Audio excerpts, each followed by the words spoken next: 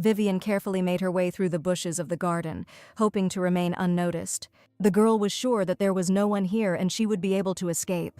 Perhaps this was the best moment to get out of here as quickly as possible. But suddenly someone called out to her and asked what Vivian was doing here. The girl turned around and realized with annoyance that she had been noticed. He was the second prince of the Astaroth Empire, the Grand Duke of the North, Aslan Rejef, famous for his cold and cruel disposition. Everyone in the area called him more of a beast than a man. The young man approached Vivian and said that if she decided to go for a walk, she could invite him and they could do it together. The girl tried to come up with a reason for her departure so as not to arouse any suspicions in the prince. Vivian had foreseen this situation. She knew that this could happen, so she had prepared an excuse in advance. The girl took out an envelope and said that she had received an urgent letter from her sister. Aslan looked at Vivian closely and replied that, as far as he knew, she was not that close to her sister, so it all seemed strange to him. He looked at the envelope and then back at the girl and asked since when the crown prince had become her sister. Vivian had already regretted 100 times that she had not examined the envelope more carefully, and now she had to somehow get out of this awkward situation. After all, the letter was from Hans, the crown prince, who was currently at odds with Aslan. But at that moment the prince suddenly approached Vivian, which the girl did not expect. Aslan reached out and snatched the envelope from the girl. The young man tore the letter into small pieces in an instant. Vivian was completely perplexed when she heard that it didn't matter who sent the letter now, and that such things were best thrown away. Aslan came very close to the girl and invited her to go with him to the bedroom. After all, as far as he remembers, she promised to spend time with him today. And then Vivian suddenly covered her mouth with her hand and coughed violently. When the prince asked if everything was okay, the girl replied that she had just felt a little chilly. Aslan hugged the girl and said that now was not the time to be sick and that she needed to return to the bedroom where she could rest, because very soon they would become real spouses. The prince added that he was sure that Vivian wanted this too, but the girl remained silent, and barely noticeable tears appeared in her eyes. It was a failure. She failed to escape, and Vivian was in complete despair. But she found herself in this situation simply because of one incorrectly written will. Even during her lifetime, Vivian read the book The Curse of Astaroth and did not even suspect that after a fatal accident she would become a hostage of this novel.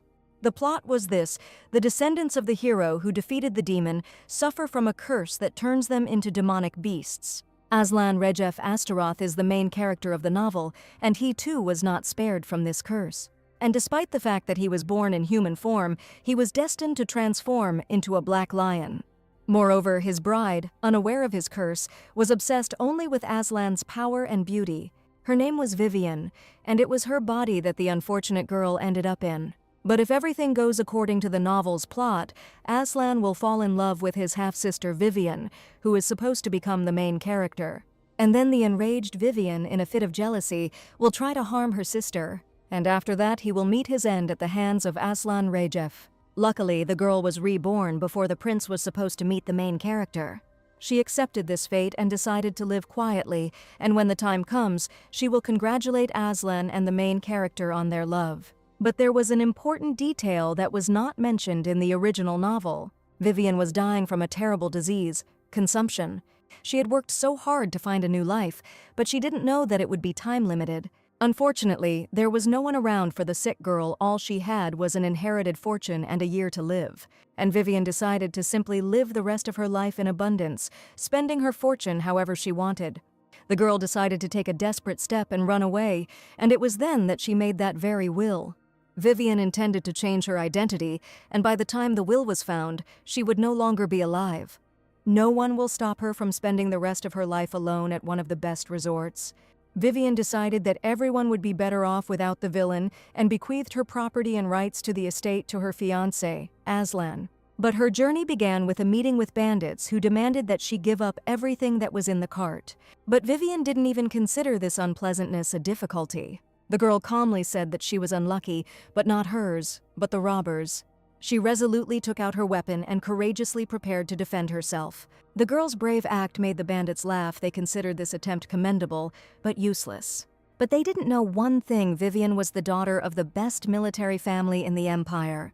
Having dealt with the robbers, the girl was overcome by a severe cough due to overexertion, but the crying she heard made her forget about her illness. The sound seemed to be coming from the house, which, oddly enough, was located in the depths of the forest.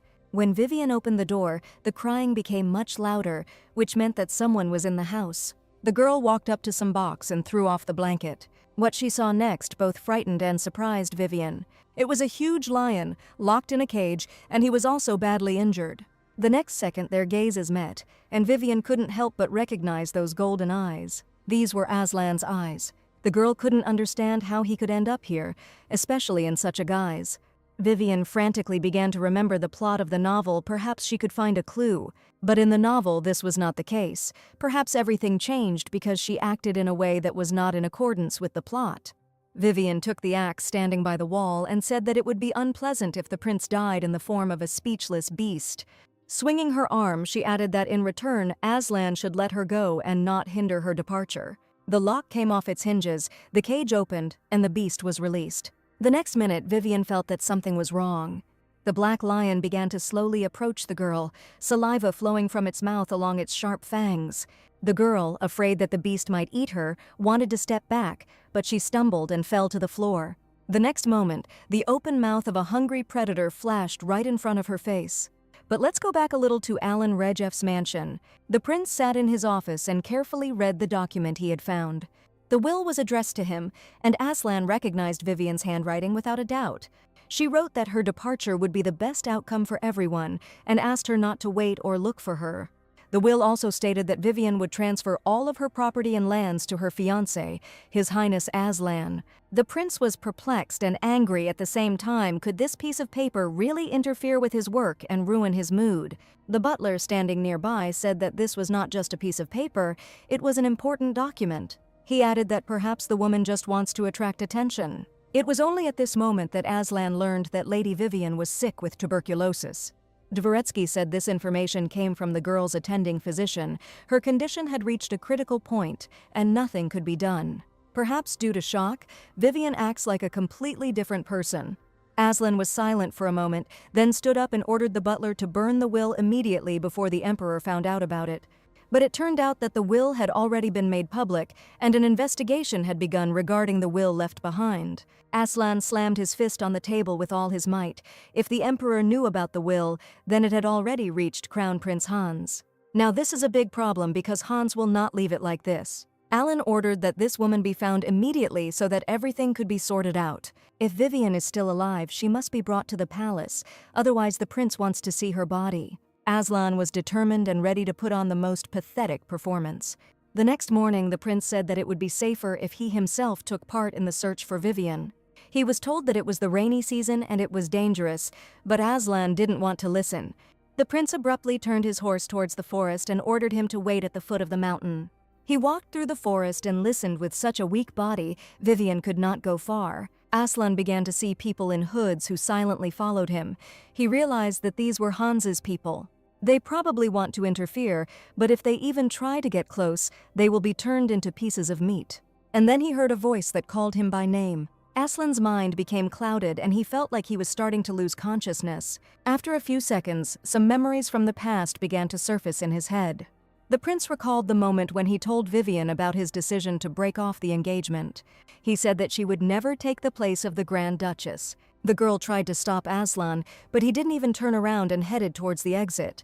Vivian began to cough violently from excitement and anxiety, and the next second, drops of blood fell onto the carpet. Aslan didn't understand why they were showing him these memories. Was it really to make him feel guilty for Vivian's fate? He asked if this something really wanted to plunge not only his body, but also his soul into despair. The voice said that the prince would regret this day forever. All these events happened before Vivian tried to free the Black Lion. The girl fainted from the loud roar, and Aslan wondered if it was she who had locked him in the cage. The prince was tormented by the question of how the girl ended up here and why she did this to him. Then Aslan saw a broken lock on the floor and realized that Vivian had nothing to do with it. It turns out that the girl saved him and freed him from the locked cage.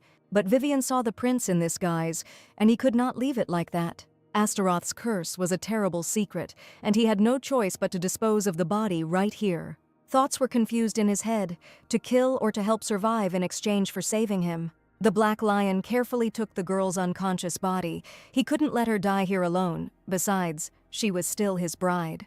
The weather was finally fine. Luckily, there was a large cave nearby.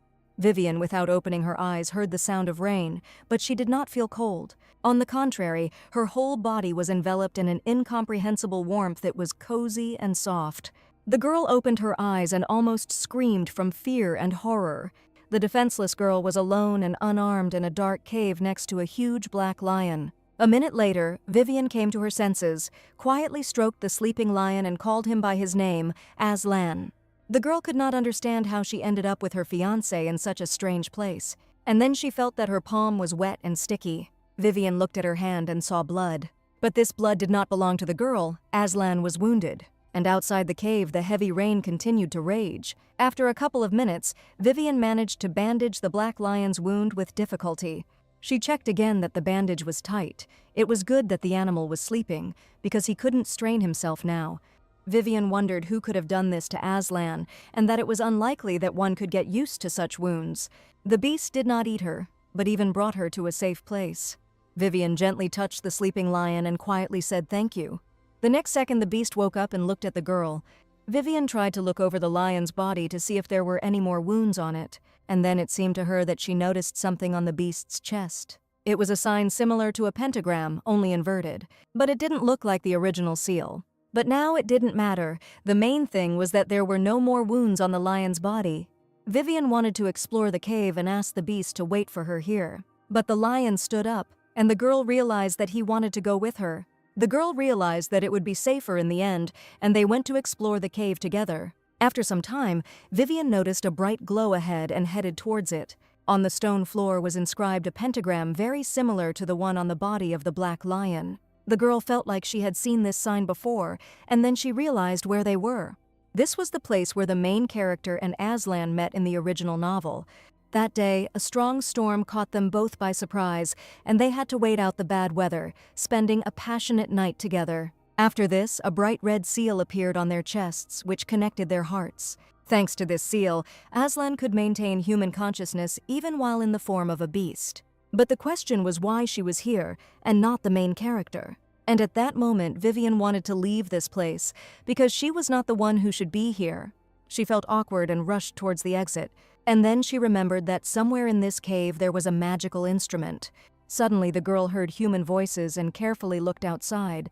The strangers in robes said that they must capture him alive as the crown prince had ordered.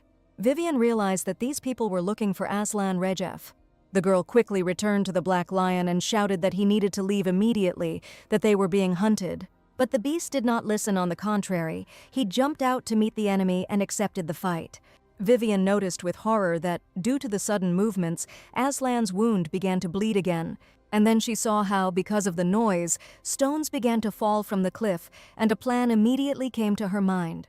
To attract attention, the girl loudly shouted at the strangers, asking how dare they mock the poor wounded animal. If they don't stop, she will find a way to deal with them and complain to the emperor. The people in robes didn't understand where this crazy woman came from, but they knew there shouldn't be any witnesses. The strangers rushed towards her to kill her, and Vivian was ready. A little more, and people will run up to the very entrance of the cave. One of them was already very close and swung to cut the girl into pieces. Vivian calculated everything, and at the right moment gave a strong tug on the rope she had prepared in advance. A multitude of stones and rock fragments fell down directly on the people in robes. Those who were buried by the collapse were still trying to call their comrades for help. Right before Aslan's eyes, Vivian's silhouette disappeared among a pile of debris and dust. He looked at the mountain of stones, and this time seemed like an eternity to him. Suddenly, Aslan thought he noticed some movement in silhouette. Vivian managed to survive. She managed to hide in the cave before the collapse began. Fortunately, the inside of the cave was not damaged. Once outside, the girl saw that the two strangers were still trying to carry out the order given to them. She instantly drew her sword and shouted that their death would be quick and painless. After what happened, the strangers no longer knew what to expect from this mad woman and rushed out of the forest. Vivian shouted something after the panties when she suddenly began to cough violently. The girl dropped her sword and fell exhausted to the ground. Blood, that damned blood again. Everything swam before her eyes, and she could barely make out the blurry silhouette of a black lion. Of course, she was prepared for death and even wrote a will, but she did not want to part with her life so stupidly in this place. But it looks like this was the end, and it needs to be accepted with dignity. Vivian no longer felt Aslan's warm hand touch her cheek. She didn't even feel how the young man, wet from the rain, carefully took her into his arms. Aslan felt guilty that Vivian had gone so far, but the Vivian he knew was different, obsessed with power rather than love, thinking only of her own well-being. Aslan could not find an explanation for what had happened to Vivian. Why did she stay with him in the cave, and where did she get the compassion when she bandaged his wound? It would have been easier for him if Vivian had been like before. Then she would not have caught his eye, and he would not have wanted to get closer to her now. Vivian opened her eyes. She couldn't understand where she was or how she got there. Looking around, the girl saw a huge, luxurious bedroom, decorated with gold and expensive materials. The first thing that came to her mind was that she died and went to heaven. To avoid waking Vivian, Aslan quietly listened to the doctor, who said that there was no cure for this disease. The girl's illness is so advanced that at best she will live another year. Aslan was annoyed. He didn't want to hear this from the best doctor in the south. Vivian overheard the conversation and, to prevent a scandal, tried to stop Aslan. Aslan, seeing that the girl had woken up, could not believe his eyes. The prince leaned over her, and Vivian asked what had happened and where she was. Aslan replied that she was in his mansion in the south. She needed to rest and not worry about anything. He added that the conditions here are not entirely ideal, but when Vivian recovers, they will immediately move to the capital. And already in the capital they will hold a lavish wedding, as planned.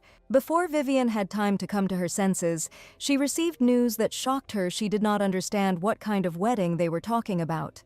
The girl tried to object and sat up abruptly, but the prince told her to lie down so that she could recover faster. Aslan added that he knew how much she had been waiting for this event, and that it would finally happen. The prince said that he would handle all the complicated procedures himself. Vivian only had to sign the document. The girl took the sheet of paper and began to read the text carefully. At the end, she had to put her signature where it was written, Vivian Eleanor Astaroth. But this is impossible. It contradicts the plot. What will happen to the main character then? Besides, she made a will precisely to avoid getting involved in anything, but everything only got worse. In the original, Aslan hated Vivian, so why is he so gentle with her now? The prince seemed to hear her thoughts and said that now she would not be alone. He would always be there to take care of her. All these contradictions did not fit into Vivian's head. It seemed that there was only one reason for the marriage. Aslan knows that Vivian has become aware of his weak spot, the curse of the Astaroth family. And that is why the prince wants to keep her close, to watch over her and control her. The girl understood that she should not marry him under any circumstances, but she still asked why Aslan was going so far. After all, he knows everything about her illness and that she doesn't have long to live. And this engagement initially had political goals, which have now become meaningless for both of them. So wouldn't it be better if Vivian spent the rest of her days alone? Aslan interrupted her and replied that she should not say that. He will not let her die and will save her no matter what it takes. At this moment, the butler called out to the prince and reminded him that he needed to finish state affairs. Aslan looked at Vivian again and said that they would return to the conversation about the wedding tomorrow, but for now she needed to get some good rest. He gently stroked the girl's hair, but the fear of what might happen did not leave Vivian. As he left the bedroom, the prince apologized for perhaps having pressed her too hard. Coming out into the corridor, the butler noticed that something was bothering the prince, and he could not ignore it. He approached Aslan and asked if everything was okay with him. After all, despite the wounds he received, he found the strength within himself and brought the girl to this house. And he worries about the prince no less than about Madame Vivian. Aslan replied that everything was fine and asked to find out everything about the girl's family, including their personal life. He wanted to know why Vivian had been brought to such an irreversible stage of a fatal illness and why this fact had been hidden from society. The butler replied that he would begin an investigation tomorrow and try to find out as much information as possible. Vivian reread the document again and didn't understand why there was such a rush. She had her own plans, and now the prince so unexpectedly insists on their wedding. Vivian wanted to get away from everyone and spend the rest of her life at the most magnificent and luxurious resort. And now the prince insists that she be nearby, and this ruins all her plans. At that moment, someone knocked on the bedroom door and asked permission to enter. Vivian felt awkward for a moment. No one called her madam. The maid looked into the bedroom and said that His Highness would like to give her something. She came in and added that the prince asked that Madam be sure to have breakfast with him tomorrow. Over breakfast, he would like to talk to her about the details of their marriage certificate. The next morning, several maids came into the bedroom again to prepare Madame for breakfast. Vivian could not understand why His Highness was so gentle and caring with her. He could have simply pretended, and that would have been enough. The girl remembered that during yesterday's conversation the prince had promised to save her from death by any means necessary. And then Vivian remembered that the plot of the novel spoke of some kind of magical cure for tuberculosis. It was developed by a chemist and physician friend of Aslan's at the personal request of His Majesty. So will she be able to hold out until the cure is created? Then the maid said that everything was ready, and Vivian looked at herself in the mirror. The girls began to say in unison that this outfit suited Madame very well, and that her hair was simply magnificent. A few minutes later, Vivian, accompanied by her maids, was already heading to the dining room. She decided not to give in to Aslan's influence under any circumstances, and to understand what would be more beneficial for her. At first, everything went well. The prince had never mentioned the marriage certificate. After breakfast, the head chef came into the dining room and asked if Madame liked the prepared dishes. Vivian smiled sweetly and replied that she hadn't tasted such delicious food in a long time.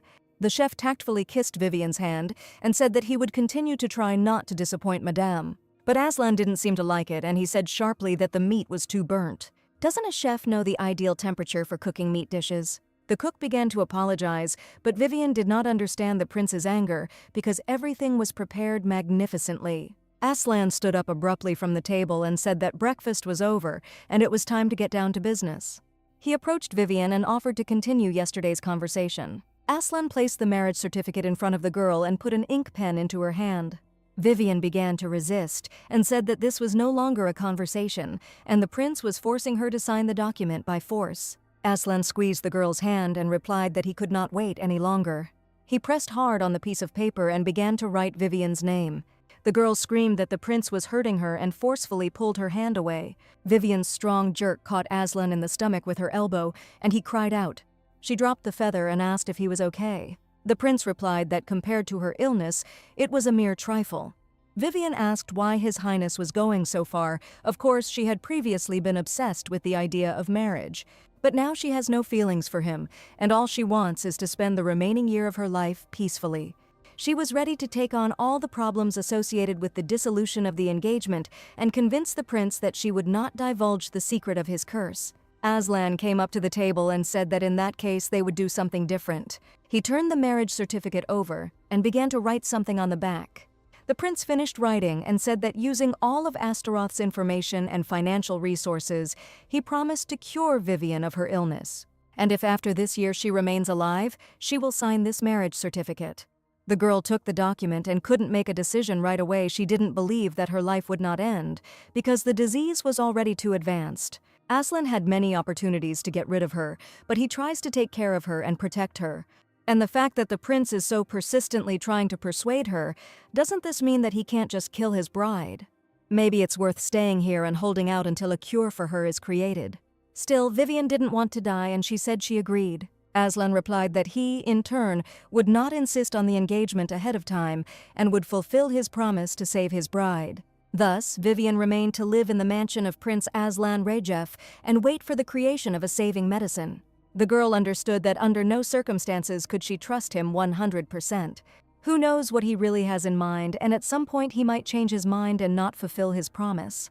Just in case, Vivian packed an emergency kit and was ready to escape at any moment. At that moment, Aslan entered the bedroom and caught Vivian by surprise.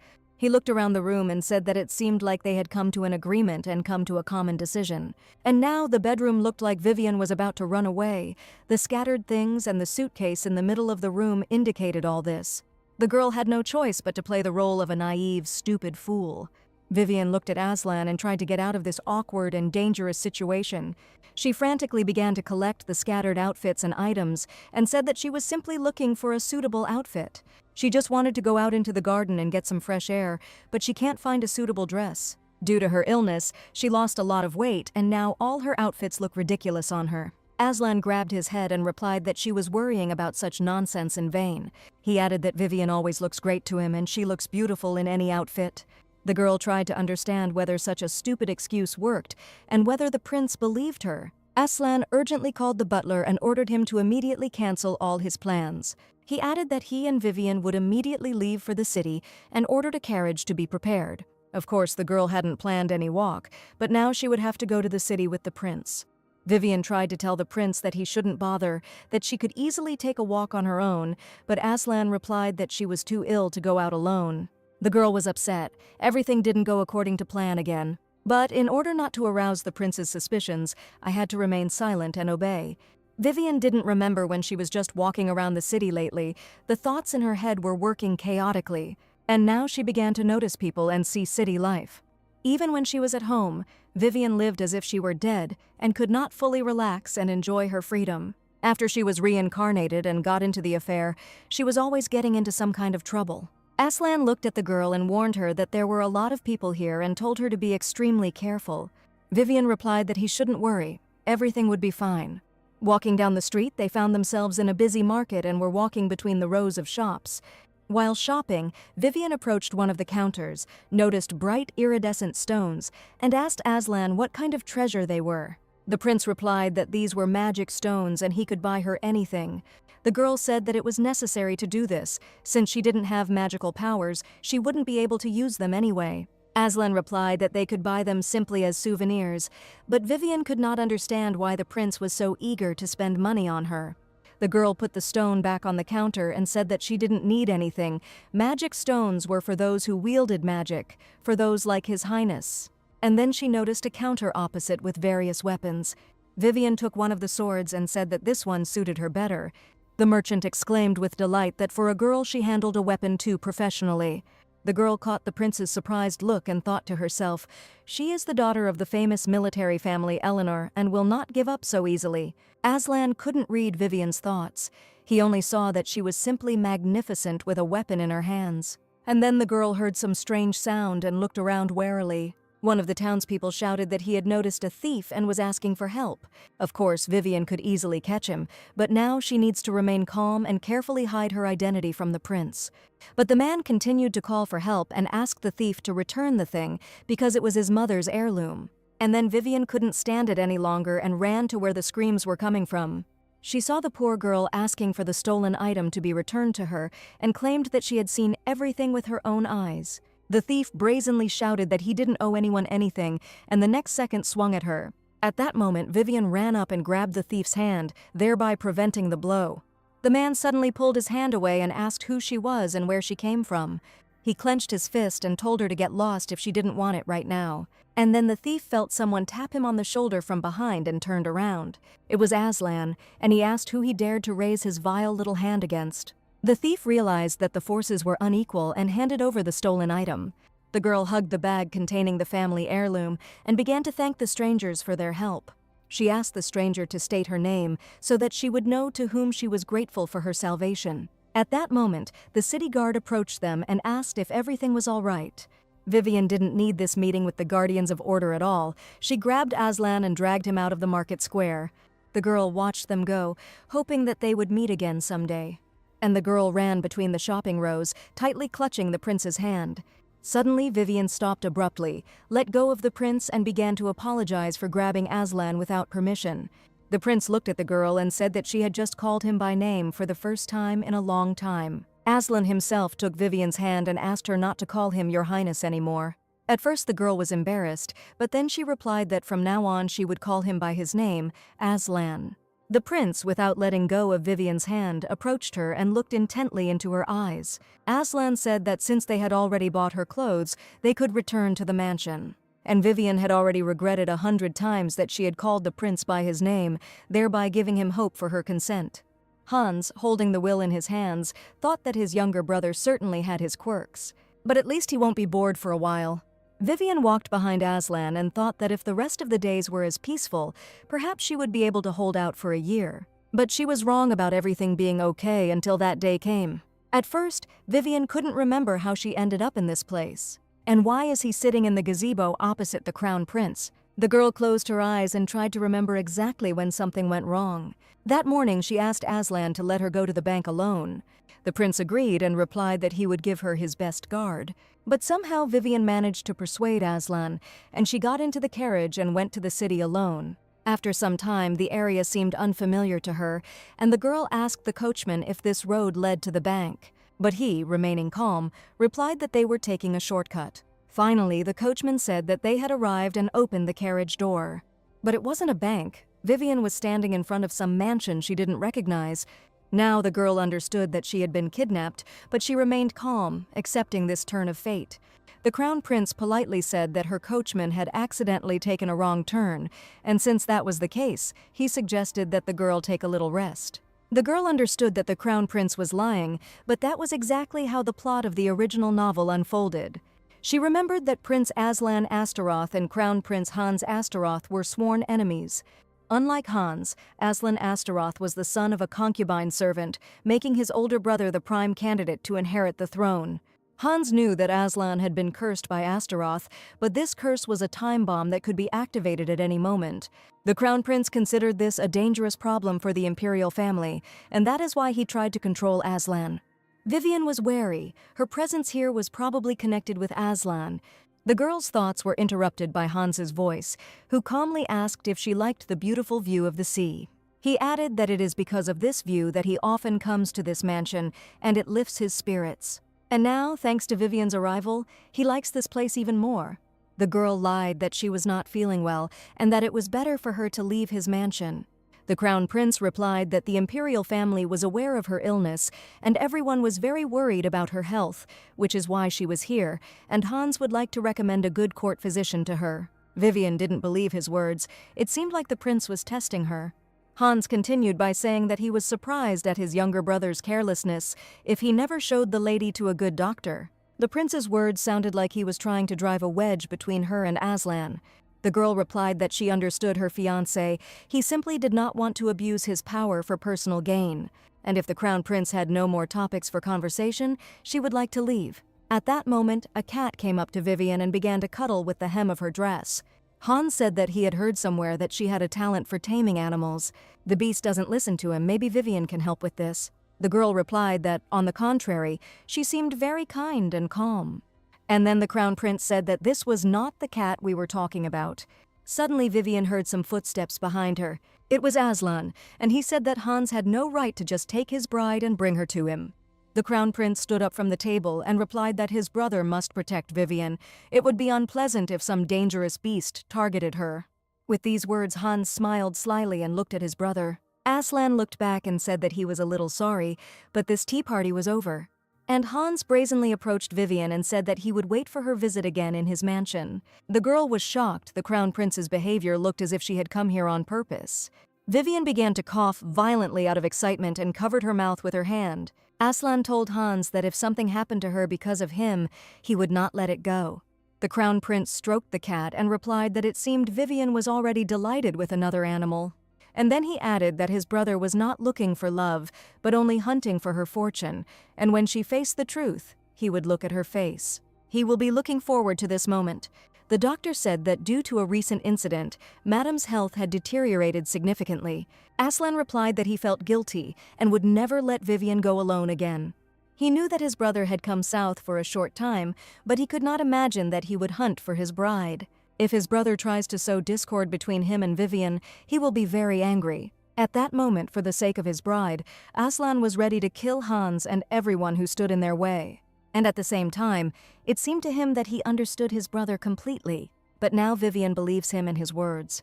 Unlike the day he said that this villainess would never become his wife. Aslan returned to Vivian and decided to ask directly how unpleasant he was to her.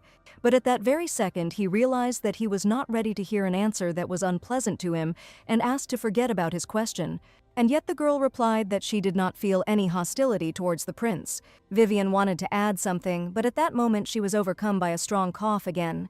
The doctor immediately said that now the lady needed absolute rest and suggested that everyone leave her bedroom.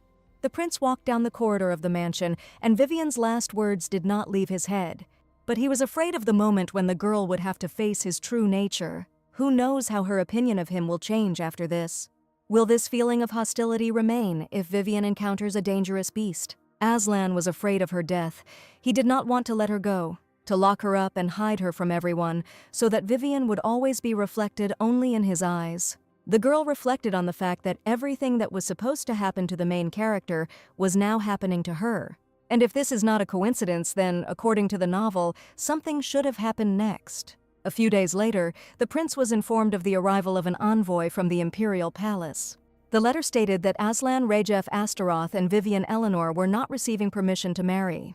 The prince informed his bride that he was ordered to return to the capital immediately. Aslan was angry, and Vivian tried her best to calm the prince. The girl realized that the next event, as in the novel, would definitely take place in the capital.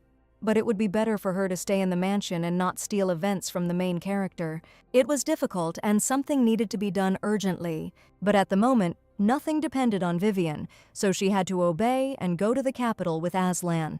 After all, no one has the right to resist the imperial decree. The prince said that before going to the imperial palace they would stop in Blackford. Vivian remained silent. She was ready for anything. In any case, she couldn't change anything now. When she entered, the girl was shocked. She had never seen such a huge hall. The country house seemed very cozy to her, but she was not prepared for the fact that it would be even more luxurious.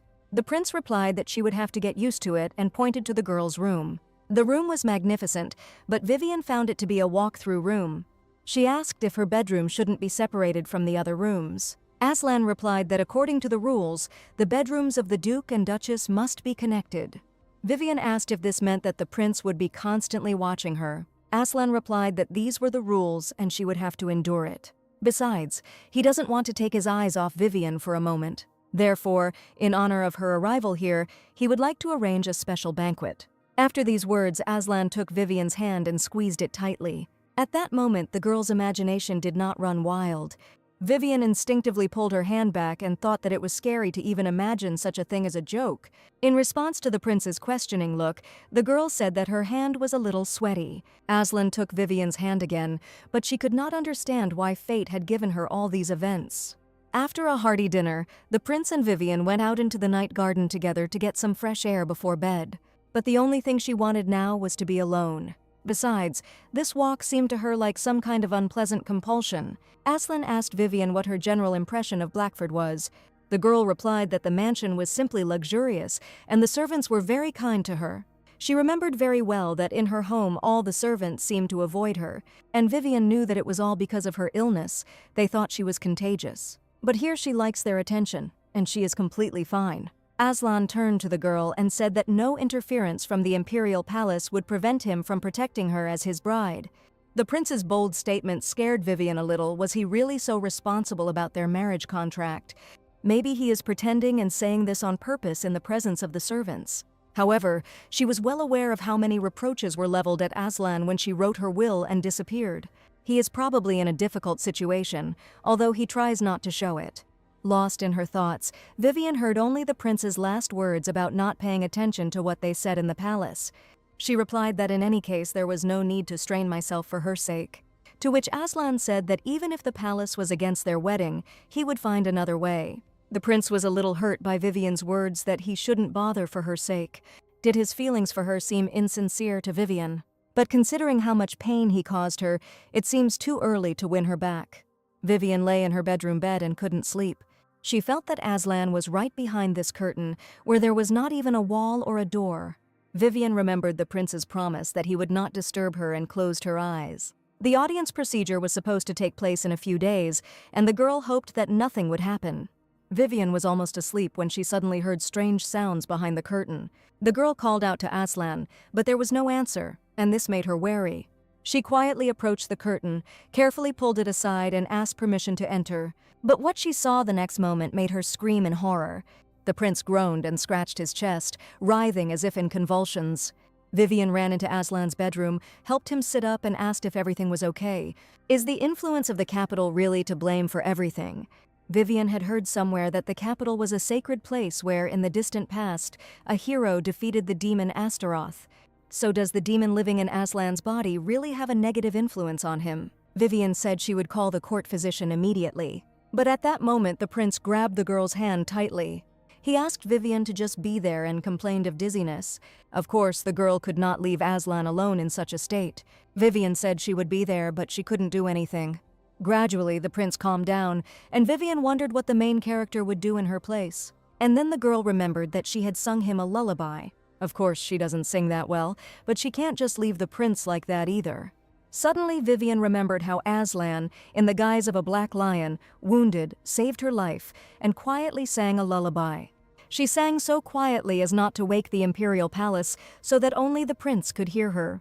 In the morning, Vivian felt something was disturbing her sleep. It was the bright morning sun that was shining right in her face. The girl turned away and muttered that she wanted to sleep a little longer. And suddenly, through her sleep, she heard Aslan's voice, who quietly said that it was still early and she could sleep. Vivian jumped up abruptly and realized that she was in the same bed with the prince. Looking in bewilderment at Aslan's half-naked body, the girl tried to remember how she ended up in his bedroom. Oh yes, she sang a lullaby to the prince yesterday and apparently fell asleep herself. And Aslan lay down next to her and gently hugged her shoulders. Vivian asked in a frightened voice, because they definitely didn't have anything yesterday. And the prince just looked at the girl and smiled. Then the butler knocked on the bedroom door, and Vivian was surprised when the prince allowed him to enter. The butler opened the door and, seeing the prince in the company of Vivian, began to apologize sheepishly. Aslan said that everything was fine and asked what happened. The butler reported that 2 envoys had arrived from Eleanor's family, and they were to take Madame to the duchy. Aslan was perplexed. Someone came to his house without an invitation and even wanted to take his bride. The butler replied that Madame needed to return as her stepsister had recently arrived. And only now did Vivian realize that they were talking about the main character named Iris. The prince got out of bed and, putting on his shirt, was about to leave the room. But then Vivian told Aslan that she would also like to meet her sister, since she was in the capital. The prince was surprised because the girl's sister was only a stepsister. Vivian insisted she wanted to know how she was doing, and besides, she had left the house causing a big commotion. The girl looked into the prince's eyes and imploringly said that it would be better if they went together. She added that if her father found out how strong their relationship was, he wouldn't scold her too much. Aslan could not resist Vivian's request and agreed. After breakfast, a carriage was immediately brought in and headed straight to meet the arriving guests. Vivian apologized again for having to travel together to meet her sister. The prince replied that everything was fine and he wanted to personally see what the atmosphere was like in the duchy. The girl fell silent, thinking that everything was going according to her plan so far, and if nothing happens, the prince and the main character will finally meet. Until a cure for tuberculosis appeared, it was necessary to distract Aslan's attention and switch it to someone else. And that distraction must certainly be her half-sister Iris. Besides, she had a very kind soul, and she sympathized with her villainous sister until the very end. In Vivian's head, pieces appeared like chess pieces, each playing its own important role. She imagined the angry prince threatening Vivian for knowing about his terrible curse. But then Sister Iris intervened and began to defend Vivian, saying that it was she who introduced them to the prince and would not tell anyone about this secret. The prince seemed to think about Iris's words and was in no hurry to destroy Vivian. And then he gave her medicine for tuberculosis and told her to get as far away as possible. Yes, this outcome of events would be the most ideal. The prince noticed that Vivian was smiling and asked what she was thinking about. The bright morning sun illuminated the windows of the Eleanor duchy with its warm rays. The father looked at Iris with concern and asked why she was eating almost nothing and if everything was okay. The girl replied that she was tormented by thoughts about whether she dared to be here at all. The Duke replied that these were empty worries, because he was her father and was very glad of her arrival. Iris said that she was also glad to meet them, but she was an illegitimate daughter and could become a burden to him. The Duke, without stopping his breakfast, replied that yes, indeed, her mother was an ordinary servant. But he truly loved her and still regrets that he could not be with her according to the laws of the duchy. So he would like to give Iris what he could not give to her mother. The girl was grateful to her father for his care, but she still felt some anxiety. But when her savior returned the family heirloom to her, Iris felt relief and joy. The girl really wanted to know how she was doing and whether they would be able to meet again. But when she heard the news from her father that her sister Vivian was arriving today, Iris immediately threw those thoughts out of her head. Without even finishing her breakfast, the girl jumped up from the table she needed to get ready for the meeting with her stepsister as quickly as possible. But her father immediately stopped her and reminded her that Vivian was very cunning, just like her late mother, and no one knows what harm she can do to Iris, so she should be careful. The daughter replied that she didn't want to think badly of Vivian until she saw her for herself. The Duke said that Iris was too kind, and he would be glad that his daughter would have the opportunity to meet the prince himself. The girl looked at her father in surprise, and he added that this was exactly what he wanted to talk about. He said that Aslan Rajef Astaroth was the second prince of the imperial palace, and he, as a father, would try to ensure that Iris took a place next to him. The daughter looked at her father in surprise, because Aslan was the fiancé of her half-sister Vivian. At that moment, they were informed that Madame and the second prince of the imperial palace had arrived in the duchy. Although the Duke had plans for Aslan, he could not have imagined that he would arrive here with his daughter Vivian. But the next second he thought that perhaps his visit here was even for the best. He smiled at Iris and said that the engagement would go much faster now. As soon as Vivian and Aslan entered the main hall, they immediately noticed from the behavior of the servants that they were expected there. The girl did not expect such a warm welcome after her escape. She immediately asked one of the servants where her sister was, and they were told that Lady Iris was having breakfast in the living room with the Duke, so they asked them to wait a little. Aslan thought it was impudent to force a sick girl to come here and then keep her waiting. The prince ordered that it be reported immediately that Madame Vivian was very tired from the journey and could not wait until the Duke finished his breakfast. At that moment, Iris came down the stairs and cried out with joy when she saw her savior in front of her. She ran up to Vivian and asked if she didn't remember that unpleasant incident at the market. Then the Duke approached them, greeted His Highness, and introduced them to his daughter Iris Eleanor. Vivian was surprised that the girl from the market square was her half-sister, but right now it was more important that she looked at the prince and not at her. The Duke recalled the refusal he had sent, and added that it was he who had initiated the dissolution of the engagement between Vivian and Aslan. The prince managed to restrain himself only thanks to his acquired manners and upbringing. Vivian looked at her father and realized that the break in the engagement was indeed true. But that was exactly what she had planned. Now she needed to bring Aslan and Iris together so that everything would go according to her plan. The main thing is that their marriage agreement with the princes does not break before a saving medicine is created. Vivian looked at Aslan, and it was not difficult to see that he was completely furious. She took the prince by the arm and asked him to calm down and not to get nervous ahead of time. The Duke sharply told Vivian not to cling to His Highness anymore. It was all useless now. To somehow relieve the tension, Iris suggested that everyone go to a more convenient place for conversation.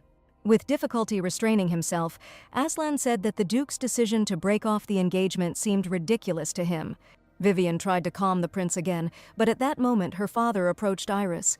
He wanted to grab his daughter by the hand and said menacingly, could she really disobey the will of her father? Iris shouted that it was true, she would not obey his order. The Duke swung sharply at his daughter and called her a useless piece of trash. But at that moment Vivian stood between him and Iris and received a strong blow to the face. The Duke said menacingly that nothing would stop him from discussing with His Majesty the dissolution of their engagement. Trying to remain calm, Vivian said that she was not feeling well and would stay here today. Her father looked after her with hatred and called her decision unheard of impudence. Vivian could have easily simply stopped her father's hand instead of receiving a slap, but she deliberately staged this dramatic scene to win Iris's favor, and everything turned out much better than she expected. The stepsister caught up with Vivian and asked if she was okay, since it was her fault that she got it. Now Aslan did not interfere in the family scandal of Eleanor's family, but he knew for sure that he would not leave it alone. Stopping near one of the doors, Vivian told Aslan that this was her room. The prince gently stroked the girl's reddened cheek and said that she would still become his wife. He added that Vivian now needed to rest and asked her to promise not to get into any more arguments with her father so as not to make the situation worse. Aslan said that she didn't need to be nervous, at least for the sake of the one who loved her so much. And he, for his part, will always try to protect her from any troubles. At some point, Vivian felt like she heard those words, only it was a long time ago. Aslan left the girl to rest and added that he needed to take care of some business. The girl looked after him after all. Aslan was the most mysterious man of all she knew. The prince left the room and walked decisively towards the living room. The Duke, seeing His Highness, tried to apologize for this unpleasant moment with Vivian, but Aslan interrupted him. He said that he had other business with the Duke. Aslan would like to know more about the engagement proposal between him and Iris Eleanor. The Duke was happy to discuss the matter and ordered the maid to take His Highness to his study. But the prince refused and said that it would be better if they talked in the fresh air. Vivian took a book from the shelf and decided to read a little before bed. She felt something pressing unpleasantly on her side and saw another book under the pillow. Opening the bookmarked page, Vivian read that news of a death had arrived from her maternal relatives. My great-aunt retired and died suddenly in an accident. Her estate passed on to 2 small children, a brother and sister. Vivian recognized the handwriting and realized that it was her personal diary, which she had kept as a child, and which was still lying under her pillow. The girl scrolled down to the last entry, which ended just when she developed tuberculosis. Suddenly, someone knocked on the window and Vivian jumped in surprise. She decided it was just the wind and got up to close the window. Vivian abruptly pulled back the curtain and the next moment saw a black silhouette in front of her. The girl asked with fear who he was, and then she recognized the young man. It was her brother Alex. He smiled and said that he had come to visit his sister. Vivian asked why he had climbed through the window and scared her so much. Alex replied that he had no choice if he had entered through the main entrance. The servants would have immediately dragged him to his father. The girl understood that if her brother did this, then there was a very good reason for it. The brother leaned toward Vivian and asked if she had anything she wanted to tell him. Alex asked to tell the truth. Why didn't his sister tell him that she had tuberculosis? He only learned from others that she even wrote a suicide note and ran away. Vivian couldn't tell her brother that she had experienced rebirth. At that moment, she was not herself, and she had no time for Alex. The brother said that Vivian knew very well that he went to study abroad to gain strength and protect her from her father. And now his sister is sick, and despite the upcoming graduation, he must be there. Vivian said she was fine and that her brother had to go back to the academy and couldn't just up and leave during the semester. The sister apologized for making Alex worry, but as far as he could see, she looked quite healthy. And only now did the young man notice the redness on Vivian's cheek. Alex couldn't believe that his father did this right in front of His Majesty's eyes. But even after this act, he considered his father a real coward. Alex asked why Vivian had deliberately put herself in harm's way. It seemed like it was more than just a matter of breaking off the engagement. The girl said that she didn't do it just like that. There was a reason for it. She added that Aslan was not going to give up easily and would seek the Duke's consent. Of course, the brother had information that the prince did not treat Vivian very well, but it was the Empress who wanted to keep Aslan in order to make Han's emperor. That's why she slipped Vivian to him as a bride, and now she's unlikely to agree to break off this engagement. The brother leaned towards his sister and said that if anyone tried to hurt her, he should know about it. Even if the offender is the Duke himself, Alex will not let it go. Vivian found her brother's determination amusing and laughed out loud. Having calmed down from laughter, the girl asked if Alex would stay in the duchy for the night. The brother replied that it was unlikely. He had only come to see Vivian. But it looks like he still has a serious conversation to have with his father. The girl advised Alex to be calm and not do anything stupid. Leaving the room, they asked a passing maid where their father was, and she replied that he was out for a walk with His Majesty. Vivian began to worry. What could be so urgent that matters needed to be resolved at night? Yes, Aslan had said before leaving that he still had some things to sort out, and now it was worrying her. This means he wanted to discuss some issues specifically with her father. At the end of the conversation, the Duke asked the prince to take care of his daughter Iris. Aslan asked what he was going to do with Vivian now.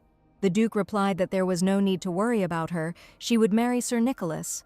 The prince was surprised, because the Margrave of the Borderlands was already well over 50.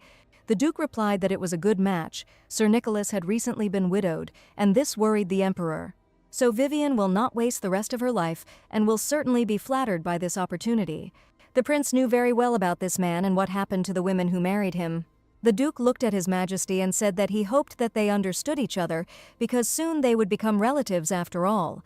But then Aslan said that he would now reveal one very important secret to the Duke. The next second he suddenly grabbed the Duke right by the throat. The prince said that he was lucky. Few people could see him from this side. The Duke felt real horror when the eyes of a real demon looked at him. The prince finally received a full report on Eleanor's family. The previous Duke had only one daughter, but her poor health made it difficult to entrust her with duties. But the Duke valued her talent in politics and needed someone to take his place, but the actual power would have to pass to his daughter. And then he accepted into the family an ordinary son-in-law from a side branch, who was the current Duke Eleanor. But the poisoning of the Duchess was only the beginning. Vivian was to be the next victim. The girl experienced constant violence from the current Duke. Everything was arranged so that she would experience the negative impact of public opinion. And now they were also planning to break off Vivian's engagement. Aslan raised his stick and said that he was giving the Duke one last chance to make things right. He ordered to go immediately to the Emperor and beg him to cancel the dissolution of the engagement. Otherwise, the horror he just saw could become a nightmarish reality for him. The prince released the Duke and reminded him that this was his last and only chance. The frightened Duke understood that before him was a real demon who would do anything to achieve his goal. But he plucked up his courage and asked what benefit His Majesty had from some Vivian and why he cared so much about her. Aslan replied that the Duke would never understand this with his weak mind. This girl has penetrated his mind and heart, and everything belongs only to her. Vivian woke up, but she didn't want to open her eyes, much less get up. Then she felt with her hand that her bed was somehow warm and soft. The girl opened her eyes and saw Aslan sleeping peacefully next to her. When the prince opened his eyes, Vivian said she hadn't even heard him enter. She asked where he went at night, but Aslan only silently pressed the girl to his chest. It seemed to her that she had already experienced this feeling of calm and bliss. Vivian asked if his activities yesterday had anything to do with his father. The prince did not answer and pretended to fall asleep again. At that moment, Alex burst into the bedroom and exclaimed in a cheerful voice that he had brought morning medicine for his little sister. Vivian turned around sharply and opened her mouth in surprise. But Alex did not expect to see his beloved sister in the company of His Highness, and even in the same bed with him. After a few minutes of general confusion, the prince and Alex shook hands, Alex apologizing for the awkward intrusion. Now Aslan knew that Vivian had a brother. But he didn't like the fact that he had disappeared somewhere and was now pretending to be a decent, loving relative. Alex also had his own opinion about the prince. At first he ignored his younger sister, but now he pretends to be a caring protector. Aslan said that they would stay here for a few days, so Alex would have time to talk to his little sister. Vivian added that besides, she hadn't even had a chance to really talk to her half-sister Iris. The prince said that the only person they would not be able to meet was the Duke, who had gone to the imperial palace. Vivian wondered if Aslan had done something bad to disrupt her plans. Since the prince set out to find his bride, he has learned to maintain a cool, calm demeanor even in the most difficult situations. Moreover, he now easily controls his mind even in a cursed state. It was Vivian who was the impetus that influenced Aslan's willpower. Alex, hearing about his father's trip, was surprised that he really began to oppose the engagement of Vivian and His Majesty. But, remembering the upcoming breakfast, he cast aside all speculation and suspicion and invited everyone to the table. Vivian partly understood why the prince had decided to stay here for a few days. It was because her health had deteriorated again. This means we can relax for a while and at least have breakfast. Still, Vivian was bothered by the fact that in the original, the main character went to the imperial palace. It was there that she faced terrible humiliation at the hands of the Empress. In a situation where the main character's events are constantly happening to her, she needs to remember more details from the novel in order to somehow cope with it. At the end of breakfast, the prince called his servant and asked him to bring something. The servant headed for the exit, and Aslan smiled mysteriously, picking at his plate. As Vivian stepped out into the hallway, she began coughing again, and Alex suggested that she go to his bedroom and rest. The sister replied that the bedroom was too stuffy and that she would feel much better in the fresh air. The prince told Alex that he had mentioned that he had once been involved in fencing, and, without waiting for the young man's answer, he suggested arranging a duel to see his skills. The prince looked at Vivian and said that he dedicated this duel to his bride. Something was wrong, but she couldn't figure out what. Once out in the garden, Vivian and Iris settled comfortably in the gazebos and prepared to cheer for the young man. Aslan and Alex crossed their swords and began to fight. Vivian always felt a sense of delight when she heard the clang of iron weapons. All negative thoughts immediately disappeared somewhere, and the girl only regretted that she herself could not take part in the duel. Alex put up a defense and exclaimed that he was the best graduate of the academy, and as the future heir, he is simply obliged to uphold the brand of the duchy. Iris said with annoyance that she too would like to learn the art of fencing, but she only sits in her room and reads books. And then Vivian replied that if her sister learned magic, she would also be able to fight. Suddenly she remembered a very important plot detail from the original novel. The place where the main character met the Empress and was humiliated. The place where the Empress was nearly crushed to death by a wardrobe that fell due to poor construction. It was there that the Empress blamed everything on the main character, who happened to be in that place. Vivian jumped up and exclaimed that this was the Imperial Library. The question then is, if she doesn't go to the library, can she avoid tragedy? After all, it is possible that fate follows not the place, but the heroine herself. Due to intense excitement, Vivian began to suffer from a severe cough again. The prince heard this, saw blood on the ground again, and immediately threw down his sword. The girl dimly saw Aslan and Alex running towards her, and everything swam before her eyes. The prince stood for some time in front of Vivian's closed bedroom door. The doctor was saying something unintelligible, and his words did not inspire confidence at all. Aslan added that it seemed the local doctor had never properly examined Vivian, and it was unlikely that treatment would be effective under such conditions. Here Alex sighed and quietly said that it was his fault. He went to study abroad for Vivian's sake, but apparently this action only caused her more pain and problems. Aslan didn't answer. He was thinking that she was always so stupid in caring about others. Perhaps it was this very trait of hers that he initially fell in love with. The prince did not want to see his Vivian suffer anymore. Let her wake up soon. The girl felt unbearable pain in her chest due to a strong cough. Once she was ready for death, but now she clings so desperately to life. The girl sat up on the bed and asked to tell the prince to believe in her. Vivian's words were immediately conveyed to his majesty. Aslan understood that she said this only to calm his worries. But in his eyes, Vivian was the strongest and most honest girl on earth. The next morning, Aslan was already sitting in her bedroom. It seemed that yesterday's illness had receded a little. A few minutes later, Iris and Alex looked into the room. But the prince closed the door in front of him and said that he must remain alone with his bride. When they were alone, the prince said that a pleasant surprise awaited her. Aslan asked Vivian to close her eyes. And then Aslan allowed me to open my eyes. The girl looked and could not believe what she saw in front of her. This expensive necklace with many precious stones was simply magnificent and sparkled in the sun.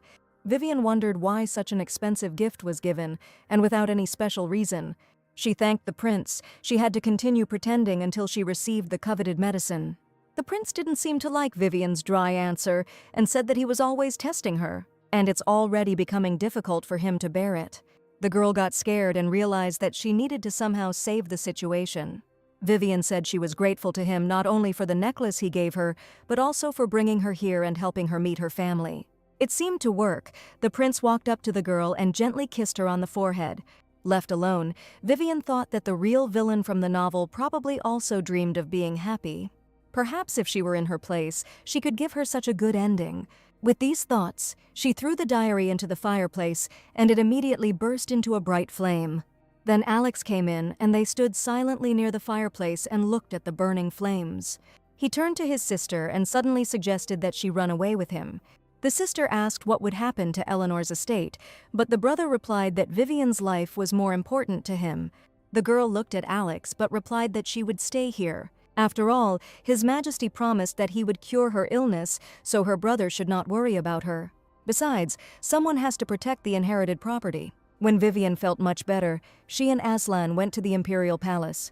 The girl said that she was worried about her father's behavior. Who knows what else he might do against them? But the prince replied with confidence that this would definitely not happen again. Aslan said that he had news for Vivian, which he learned from his father. When she heard that they wanted to marry her to Sir Nicholas, she was terribly upset. But the prince reassured her, saying that Nicholas would soon lose his position and the marriage would be annulled. Vivian asked how this could happen to a distinguished state figure. The girl was a little confused, but she really wanted to believe the prince that everything would be fine. Finally, the carriage stopped, and Aslan was the first to get out of it. He extended his hand to Vivian and helped her out. The girl hoped that the prince would believe her even after she saved the life of the empress, whom Aslan hated so much. At first, everything went well, but it was necessary to try to find out whether Aslan was telling the truth. Vivian learned that the marriage had indeed been annulled. Nicholas had been accused of treason and might be executed. But the girl continued to think about breaking off her engagement to Aslan. Her thoughts were interrupted by the voice of the emperor, who asked to leave him and the prince alone. Vivian's facial expression and intonation did not seem very kind. She remembered that in the original novel, Aslan was constantly abused by his father. The girl was worried about the prince and did not want to leave him alone. As she walked out, she turned around and met the prince's eyes, his gaze saying that everything would be fine. Vivian tried to pull herself together. Now was not the time to worry about others. Ahead was the false accusation against her regarding the empress. Perhaps she will be able to change everything and save Her Majesty before it is too late. The emperor struck his son hard on the cheek and shouted at him for daring to deprive Sir Nicholas of his position by accusing him of treason. Aslan steadfastly endured the slap and asked if his father wasn't worried about him brazenly increasing his influence. Even if he had spoken out against Nicholas openly, his resignation would have taken place anyway. The emperor gritted his teeth and said that it seemed he had given his son too much freedom. In a commanding voice he ordered Aslan to kneel, and the prince noticed a whip in his hand. The next second the emperor swung and his son steadfastly withstood the first blow, and drops of blood appeared on the expensive carpet. Aslan bowed his head and said that he thanked his majesty for his mercy. The enraged emperor hit his son again and shouted that this was not all. He asked how Aslan was going to justify himself regarding Duke Eleanor. He suddenly appeared before the emperor in fear and began to beg him to cancel the dissolution of the engagement of his daughter Vivian and the prince. The emperor put pressure on the duke, and he was forced to admit that he was being blackmailed by the demon Astaroth. The father looked at his son and asked if he had abused the power of the curse. The emperor leaned sharply towards Aslan and asked why he was so obsessed with this engagement. The prince, without thinking, wanted to answer that he loved Vivian, but his father would hardly believe it. And then the prince decided to say that he noticed true potential in her. The emperor asked incredulously what potential a tuberculosis patient could have, and then he heard that she had the power to suppress the curse of the demon Astaroth. Perhaps she will be the key that can break this vicious circle of curse. And in order to completely subordinate Vivian to the imperial palace, it is necessary to weaken the influence of her family. The father asked in surprise why he found out about this just when the girl was on the verge of death. Aslan shouted sharply that Vivian would not die. He will save his bride no matter what it costs him. Aslan put his hand to his chest and asked his father to reverse the decision to break off the engagement. Meanwhile, Vivian found the right door leading to the library. Now it was necessary to wait and stage a chance meeting. In the original novel, the bookshelf in the magic section was supposed to collapse, so we need to try to lure the Empress out to avoid tragedy. Vivian's head was aching from so many thoughts, and the novel said nothing about solving this problem. The girl began to walk nervously in front of the library and think that perhaps she needed to pretend to be ill in order to avoid going to the imperial palace. And suddenly she heard leisurely steps behind her. It was the Empress. Vivian turned sharply and bowed in reverence to Her Majesty. The Empress regretted that Hans had shown such a late interest in her. The girl looked very ill. Vivian said that if Her Majesty decided to visit the library, she should be very careful. The Empress looked questioningly at the girl. She did not understand the meaning of her words at all. Of course, Vivian couldn't say that it was written that way in the original novel. She knew it was all due to a mistake made during construction, but no one would believe her now. And then the girl said that she had heard that in the sections with magic books, accidents sometimes happen due to residual magic. The servant standing next to the Empress smiled and said that no accidents had ever occurred in the Imperial Library. Or Madam is hinting that someone has secretly set up a hidden trap there. The Empress coldly replied that this was all nonsense and not worth worrying about her health. Her Majesty proceeded into the library, and Vivian hurried after her and stood quietly behind the shelves. She stared at the cabinet that was closest to the Empress, but it did not seem fragile or unstable to her. Suddenly, she was startled by a maid who approached the shelf from her side. The girl noticed a small note in her hands and asked what book she was looking for. The maid replied that Her Majesty had asked her to find a magic book, but she was not very good at these titles, and then Vivian suggested that they look for it together. She was lucky and found what she needed on one of the shelves and extended her hand. Suddenly, the next moment, Vivian felt as if she had received a strong electric charge. She looked at her palm and saw a strange powder. The girl assumed that this was the residual magical energy from the books. Then the maid came up and Vivian gave her the book she had found. The maid thanked Madame and headed towards the Empress, and Vivian looked at her palm again. She felt as if she had already experienced something similar to the tingling sensation she had just experienced, and the girl remembered that the same thing had happened to her near the shop with magic stones in the market square. Then she took one of the stones that she liked, but immediately threw it away and asked Aslan what it was. The prince took her hand and explained that it was an explosive magic stone that exploded when magic was poured into it. It is so powerful that even a person who does not possess magic will feel its power. Vivian smiled sweetly at the merchant and said that customers should be warned about this. The girl remembered the magic dust on her palms and did not understand who could have brought a magic stone to the library, and most importantly, why. She saw the maid handing the book to the Empress, and she asked where she found it. The girl pointed to the shelves and said that Lady Vivian Eleanor had helped her find the book. The Empress looked at Vivian and then ordered the maid to take her to those shelves. At that moment, Vivian was very afraid that an irreversible tragedy was about to happen. She tried to block Her Majesty's way and shouted that she was not allowed there. And then the Empress saw some bright light on the top shelves of the rack. There was a blue magic stone lying on the shelf between the books, and it was from it that this glow came. The shelf wobbled and Vivian ran as fast as she could towards the Empress to save her from danger. She managed to knock Her Majesty to the floor, thereby saving her from the huge pile of books falling on them. A few minutes later, both came to their senses and saw a heavy bookshelf lying very close. The servants, seeing the horror that had happened, rushed screaming towards Her Majesty and the lady. Vivian helped the Empress sit up and asked if she was okay. Her Majesty grabbed her head, not understanding what had happened, and asked to call the court physician. And then the librarian said that he noticed some kind of light coming from the skirt of the maid who brought the book.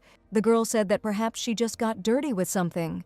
But everyone started insisting on showing their pockets until no one left the library. She had no choice but to put her hand in her apron pocket and take out a couple of magic stones. Vivian recognized them. They were magical explosive stones.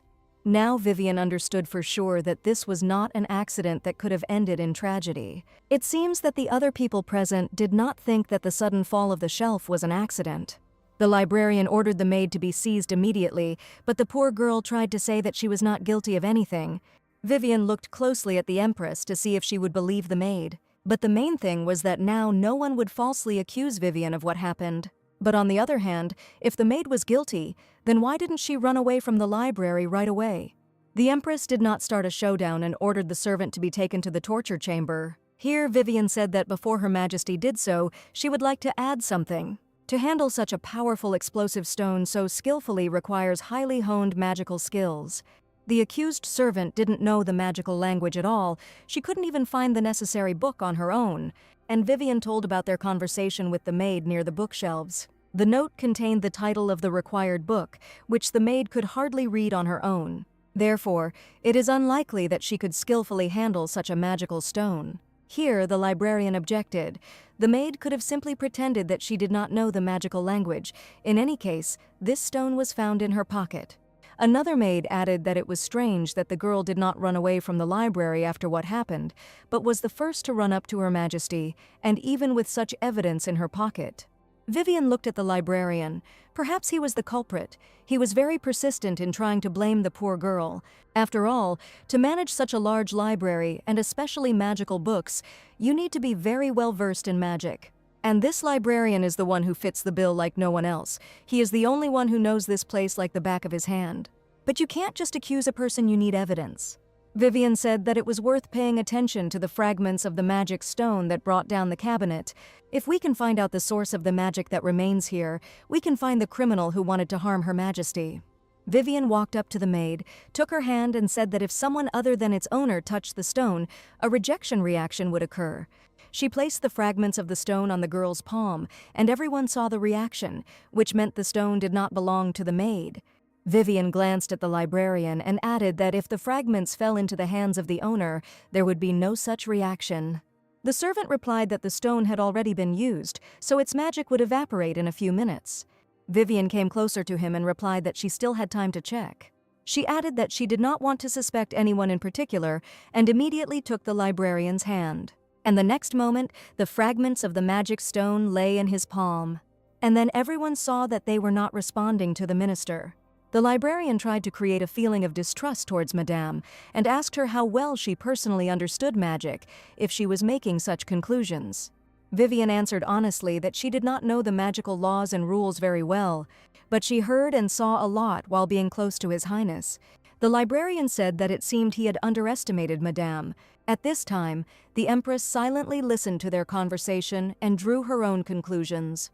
Then she ordered the library to be tidied up, and the maids immediately began to collect the books scattered across the floor. Then the Empress approached Vivian, and the girl noticed that her face did not look very kind. Perhaps the girl went too far in daring to accuse a library employee who was directly subordinate to Her Majesty. Vivian had already regretted several times that she had not kept her mouth shut and intervened in this situation. The Empress asked why the lady was alone. As far as she knew, she had arrived here with the prince. The girl replied that the Emperor had become concerned about her health, so she ended the audience early and left. The Empress looked at Vivian. A person who was terminally ill must value every second of her time. She added that from now on she would keep an eye on the lady. Vivian tensed up. She didn't understand the meaning of the words spoken. It looks like she now has 2 guards who will be monitoring her every move. By this time the prince's audience was over, and he was walking down the corridor surrounded by court servants. At some point, Aslan felt a little ill after an unpleasant conversation with his father. And then someone said they smelled blood. Aslan turned around and saw Hans standing by the wall. The brother added that Aslan was looking at him as if he was ready to fight. Hans said mockingly that he was worried about his brother because he was completely saturated with the smell of blood. He added that he should not remain indifferent and simply pass by his younger brother.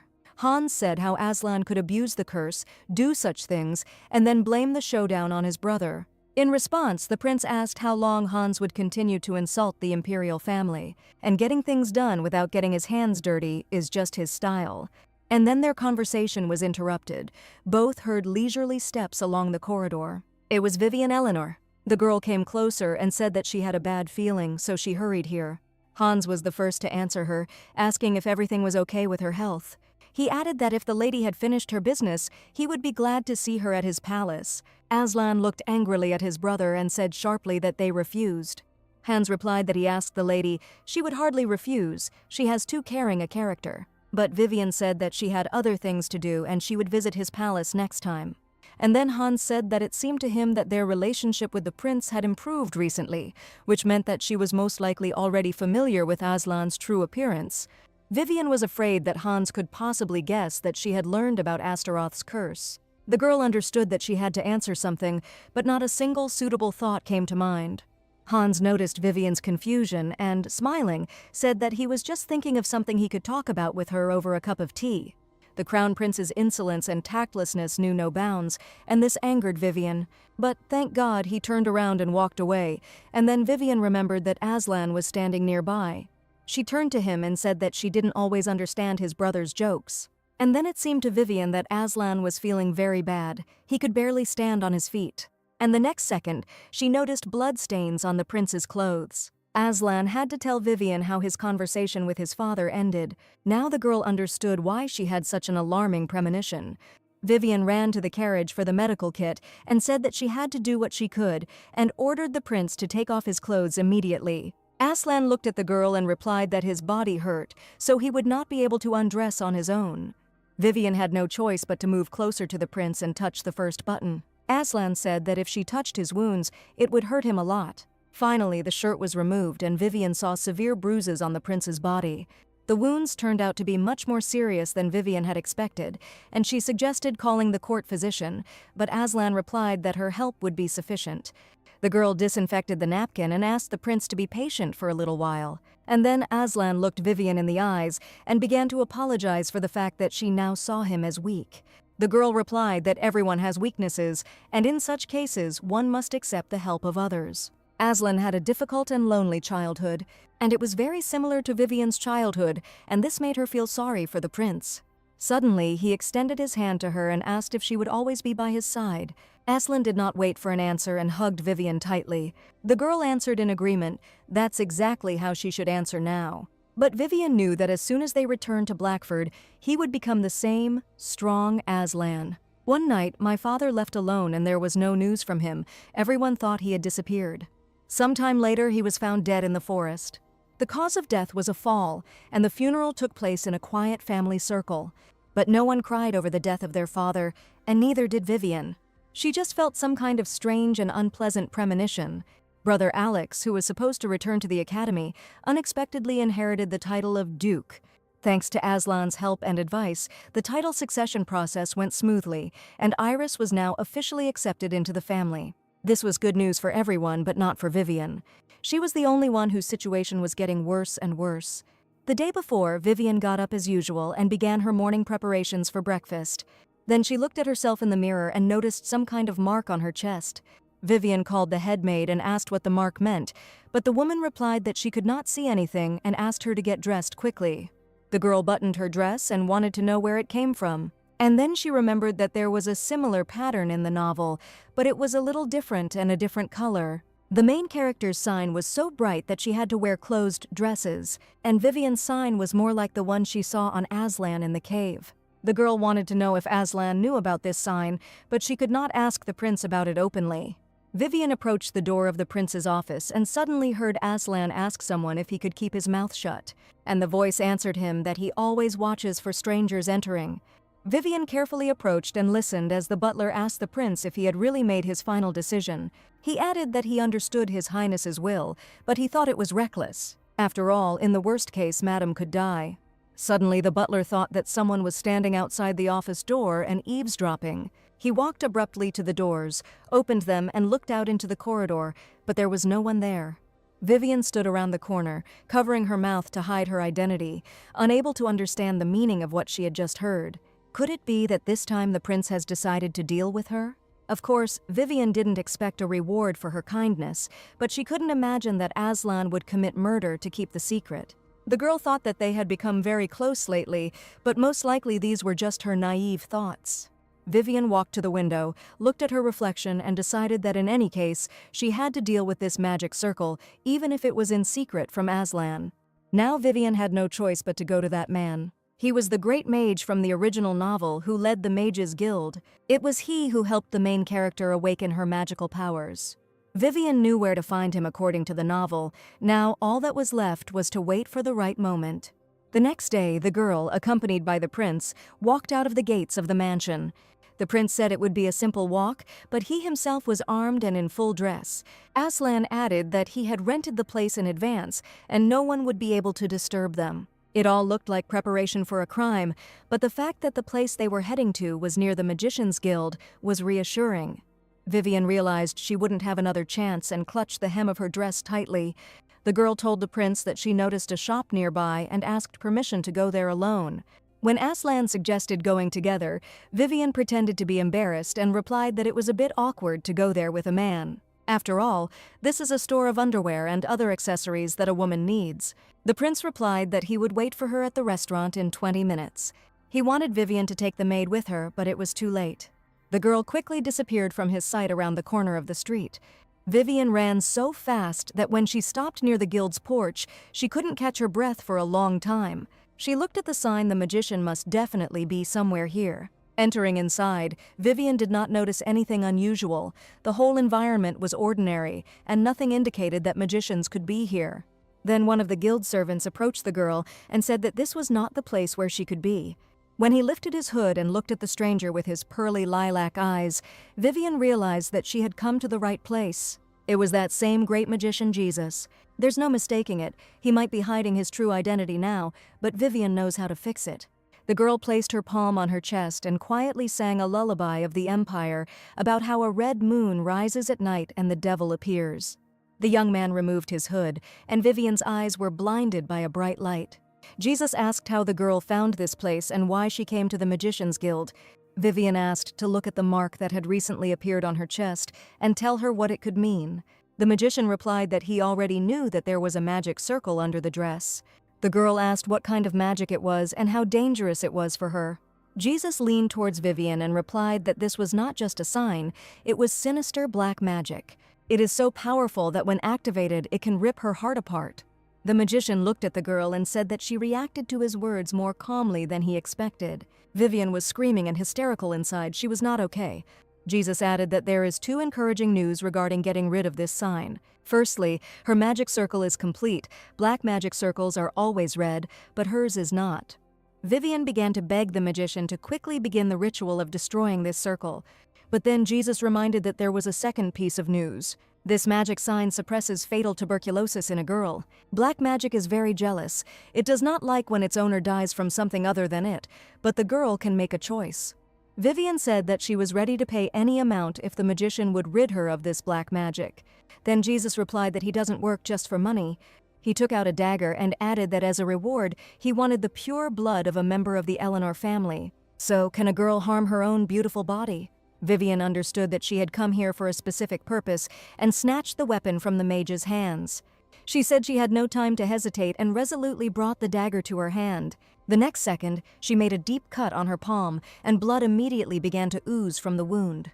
Hoping that this would be enough, Vivian filled the cup with her blood, the blood of Eleanor's family. The magician looked at the brave lady and added that the contract was considered concluded. Jesus cast healing magic on the wound, and Vivian ran faster to where the prince was waiting for her. The magician said that the decryption would take a lot of time, so she would have to wait. The prince sat at a restaurant table and waited for Vivian to return. He thought that Dylan, the butler, noticed his agitation because he said that an ominous smile flashed across the prince's face. Dylan tried to reassure His Highness, as the prince had rehearsed the dance he had taught him several times at home.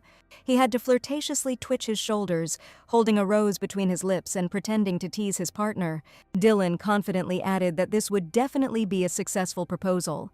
The prince hoped that Vivian would like the surprise he had prepared. After all, the butler, using cunning, found out about her interests in advance, so he and the prince settled on the choice of a dance. But Aslan was not worried about the dance, he was worried about something else. He remembered that Vivian still didn't want to be engaged to him, but Aslan couldn't put it off any longer. After all, even the best doctors will not be able to improve her condition, and with him, Vivian will remain alive.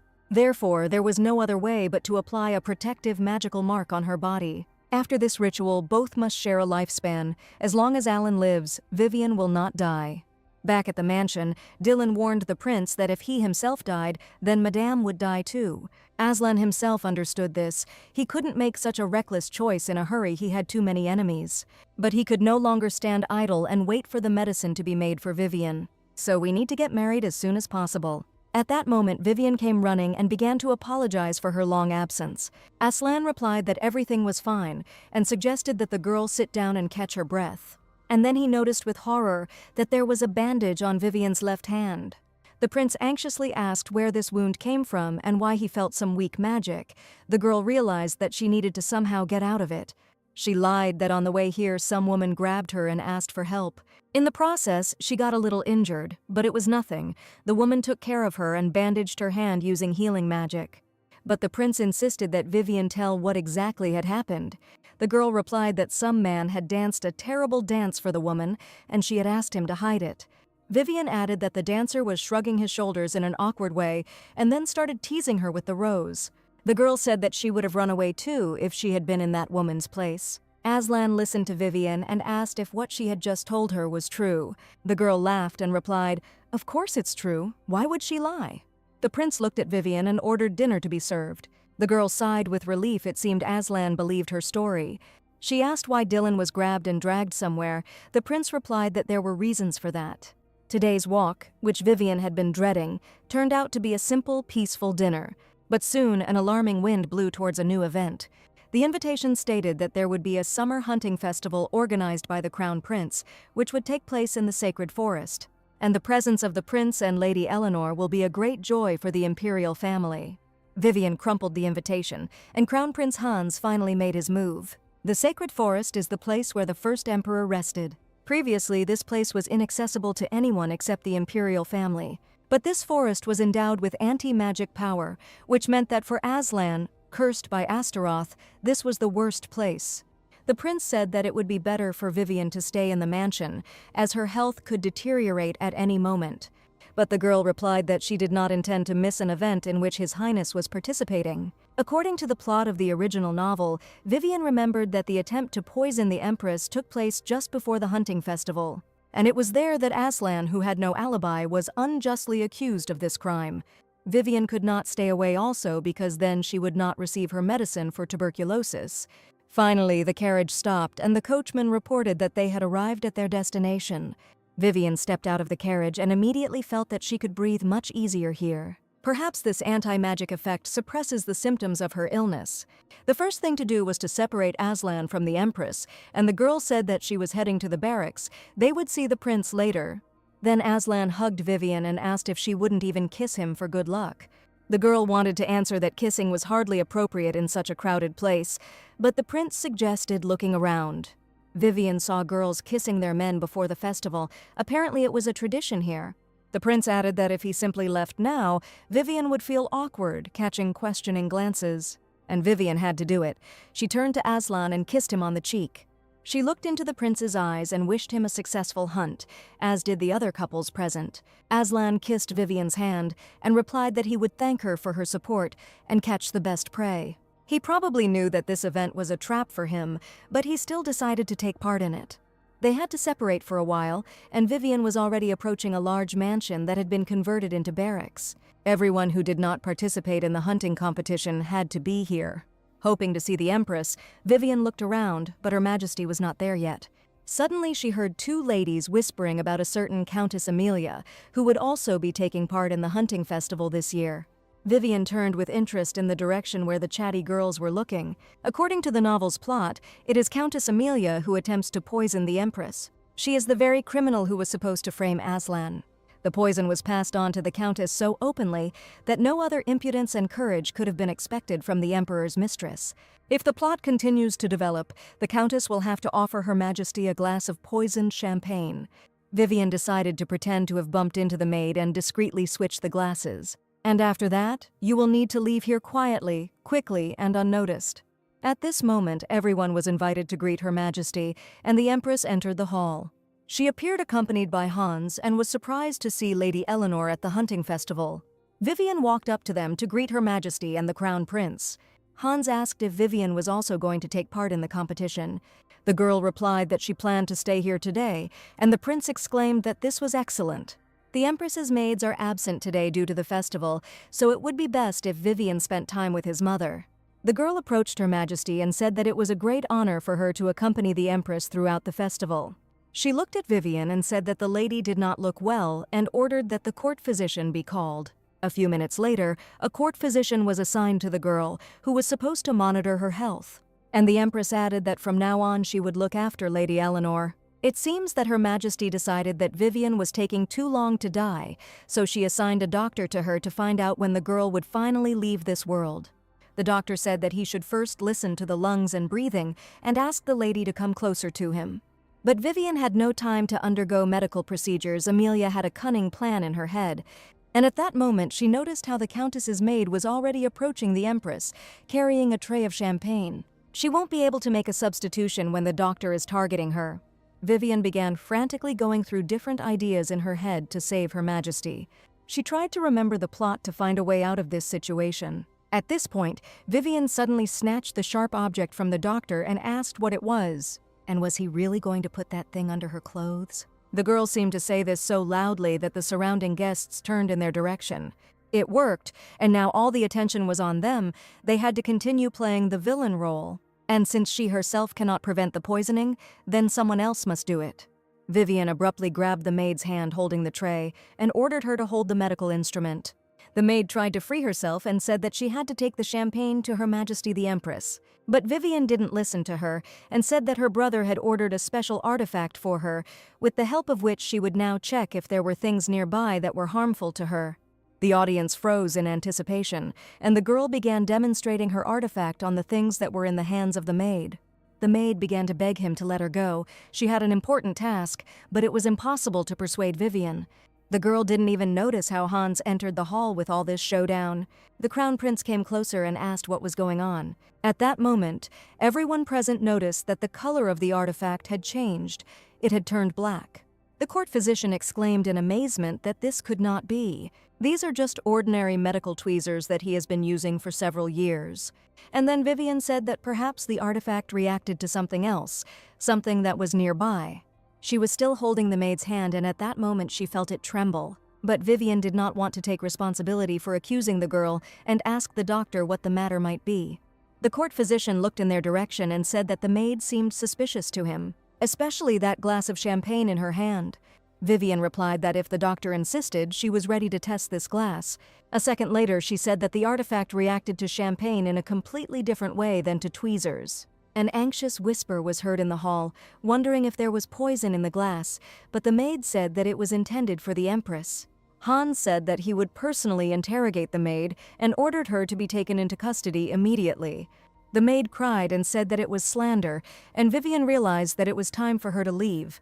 The poisoning situation resolved itself as if naturally, and the performance was superbly performed. Now they had to hurry, because according to the original, Aslan's magic went out of control around sunset. Vivian had to prevent the prince from entering the tomb of the first emperor. But then Vivian heard Hans's voice behind her, slyly saying that the scene with the artifact looked amazing.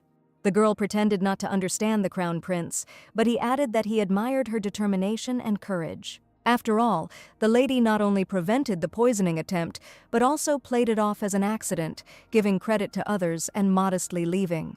Vivian put on an innocent face and began to stupidly apologize to His Highness. But Hans said she had nothing to apologize for, and a lady like Vivian was too good for Aslan. The girl asked the Crown Prince to explain his words, but he simply turned away. Vivian didn't want to continue this unpleasant conversation any longer, and she quickly ran out into the street. Hans watched her go and thought that if she was heading to Aslan, she would soon learn something. Learns that the prince is merely prey at this hunter's festival. At some point, Aslan felt very ill and grabbed his chest. He couldn't control the magic due to contact with the shrine. Aslan thought he had carefully prepared for the anti-magic action, but he had not expected that they would use the sword of the first emperor. The prince galloped at full speed and wondered if Hans really wanted to catch him that badly. At some point, Aslan realized that he could no longer restrain himself. He jumped off his horse and fell to the ground. The prince decided that it would be best to hide now, since he could no longer ride anyway.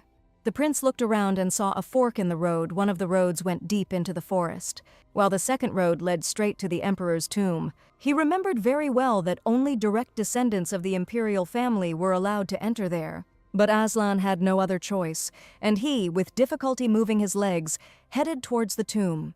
If he fails to withstand the tomb's anti-magic effects, he will become a wandering demon for a long time. The prince remembered Vivian. She was probably already waiting for his quick return. But he will have to stay in the forest. This is the only way out now. He left footprints on the wet path, the tracks gradually turning into animal paw prints. Vivian found a horse and was already racing to where Aslan might be.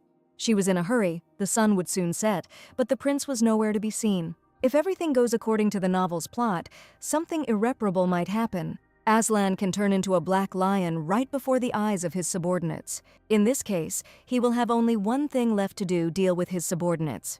Vivian imagined the terrible picture and realized that she had to prevent this tragedy. The next moment, Vivian noticed something on the ground and immediately stopped her horse. The tracks were almost erased, but the girl could discern when the human boots suddenly became the paws of a predatory animal. The girl stopped for a moment. The tracks led to the tomb of the first emperor. At that moment, Aslan's life was more important than anything else, and Vivian, without thinking, rushed along that path. Vivian rushed to the right place and noticed that the structure was very fundamental. If Aslan is here, then he has probably already turned into a demonic beast and lost his mind. The girl looked around and realized that she needed to be careful, and suddenly in the darkness of the bushes she heard some rustling and became alert. Through the dense thickets of bushes, the red eyes of the beast looked at her. The next second, Vivian saw the huge, bared mouth of a predator that rushed at her. The girl closed her eyes in fear. Was she really going to be eaten alive now? A second later, Vivian opened her eyes. She was alive. And next to her stood a huge black lion. And then the predatory beast behaved like a little puppy. He rolled over onto his back, exposing his belly. This is exactly how pets behave when they want to be petted. At that moment, Vivian realized that her ability to tame wild animals had worked. The girl sat down next to the animal, began to stroke its belly, and realized that she was saved. Suddenly it started to rain, and Vivian looked up at the storm clouds.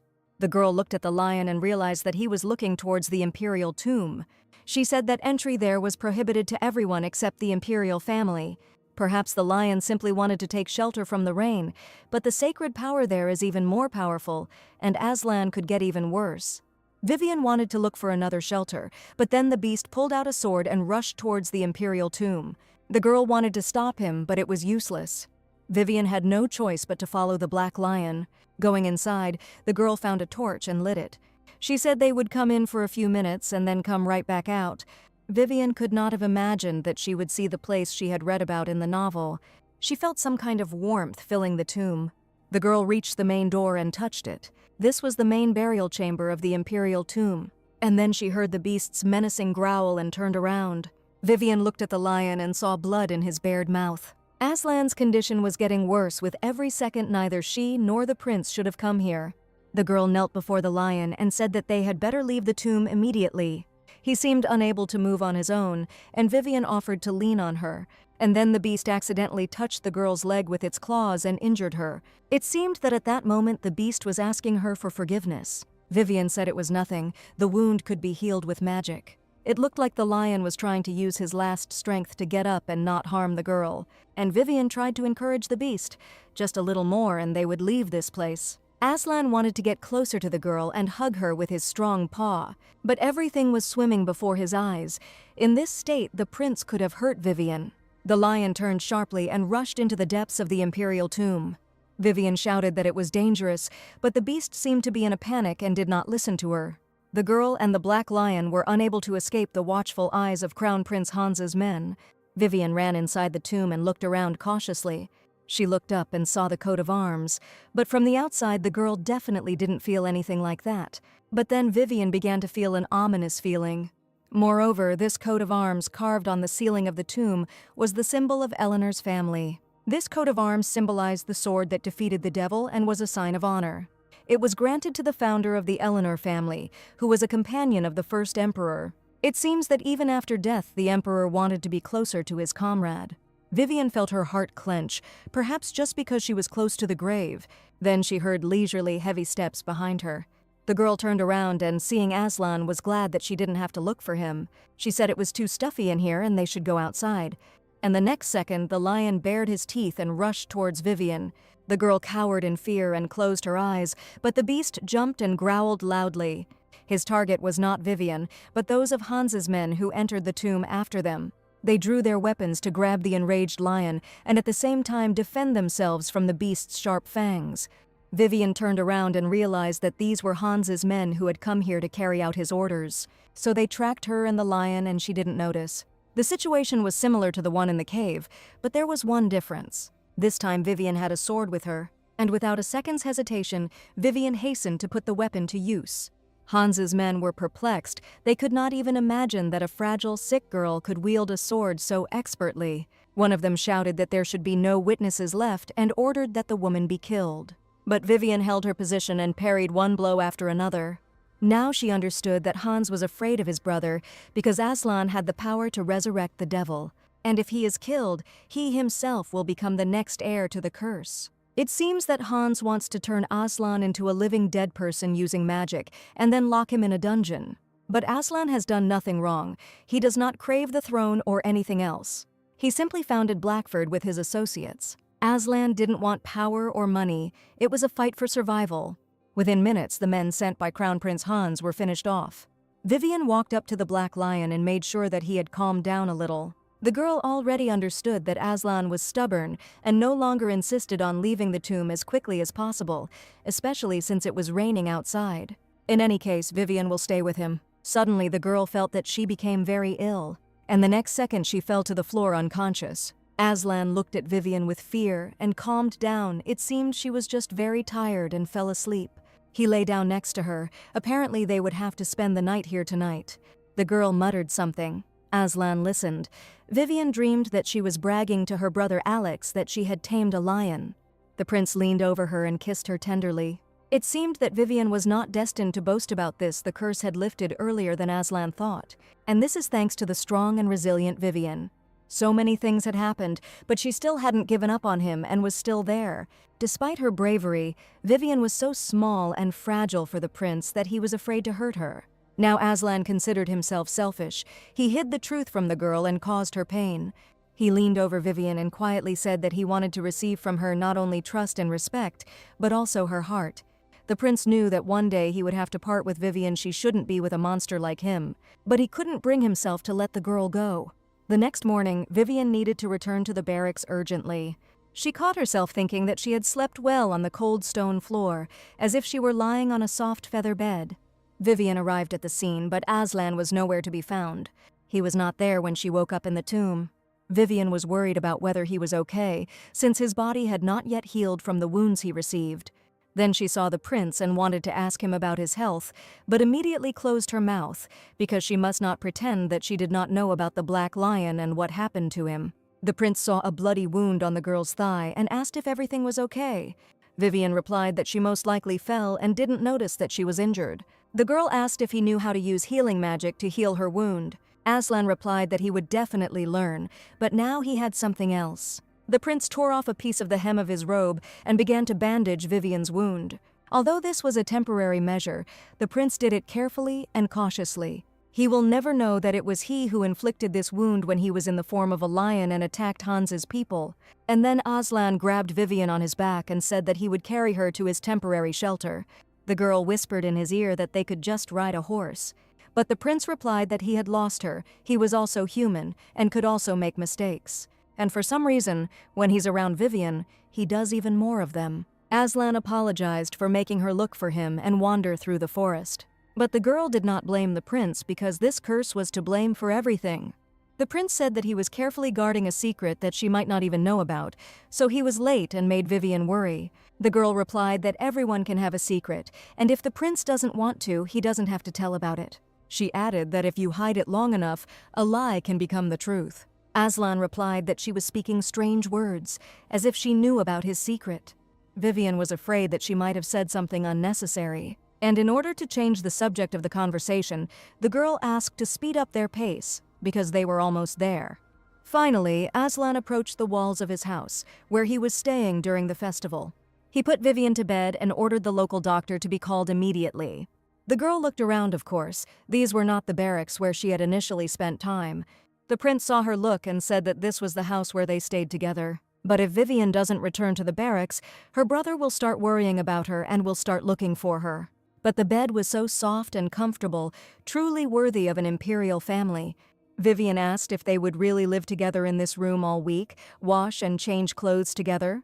Aslan replied that he could not allow such a fragile girl to remain living in the barracks, but if Vivian is not comfortable, he can sleep on the sofa. The girl thought that the prince could enjoy all this comfort alone, but he decided to share it all with her, caring about her condition.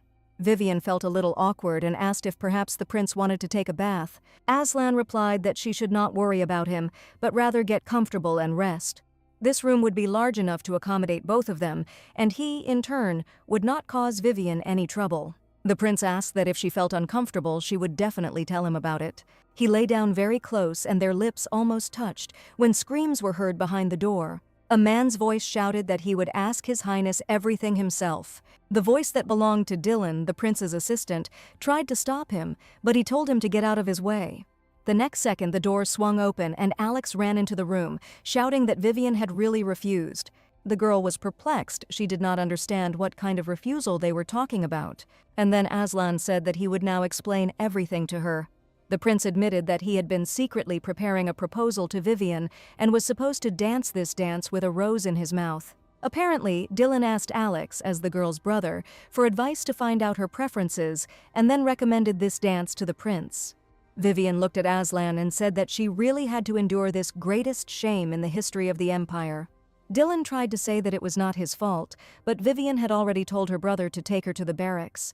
The prince looked at Dylan and said that he had put up with this for too long and had turned a blind eye to it. It was the morning of the 4th day of the hunting festival, and the Empress was quietly having breakfast in her chambers. Hans took a cup of tea and told his mother that she looked very pleased. The Empress looked at her son and replied that her mood today was truly excellent. She took a sip and added that she had finally gotten rid of that thorn in Amalia's side. Her impudence knew no bounds if the Countess decided to openly carry out this matter of poisoning her. But Amalia's plan collapsed thanks to Lady Eleanor's insight. At first, the Empress thought that Vivian was just an impudent girl who was hiding behind her family's name. Therefore, she forwarded to Aslan the marriage proposal that had come to Hans. But who would have thought that Vivian would be so talented and educated, and now she seems like a suitable candidate for the role of crown princess? Hans replied that he was glad that Lady Eleanor had pleased his mother. Here the Empress said that she had heard about a doctor from another country who had managed to find a cure for consumption. Hans replied that he had already contacted him. The mother smiled faintly and added that this news would certainly please Lady Eleanor. She told her son to try to make friends with her family. The Empress turned to one of the maids and ordered Lady Eleanor to be brought here, showing her due respect. Vivian, hearing about the Empress's invitation, was very surprised and immediately remembered the original novel. The day was declared an unofficial rest day at the hunting festival, but according to the novel's plot, she already knew something. It was time for a fake doctor to appear who could cure consumption. It was the greatest scam in the history of the Empire. Then the main character was in complete despair when she learned about the deception. She even tried to take out her anger on the innocent Iris by attempting to take her life. In the end, the heroine did not die of consumption, she was killed by Aslan. And now it's that last plot when Vivian was still alive. She managed to change a lot in the novel, and the girl knew that Aslan would no longer kill her. Suddenly someone touched Vivian's shoulder and she jumped in surprise. It was Aslan. He said he called her, but Vivian didn't answer. The prince added that he knew that the Empress had invited her. It seemed that Aslan was really worried about Vivian now, and it was evident in his gaze. Of course, she still continued to be offended by the prince for wanting to make her such a stupid proposal. But it was resentment, not anger. Vivian had a strong character and was not going to forgive Aslan right away.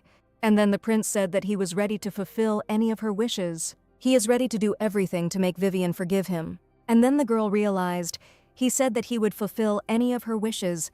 This was the chance of a lifetime.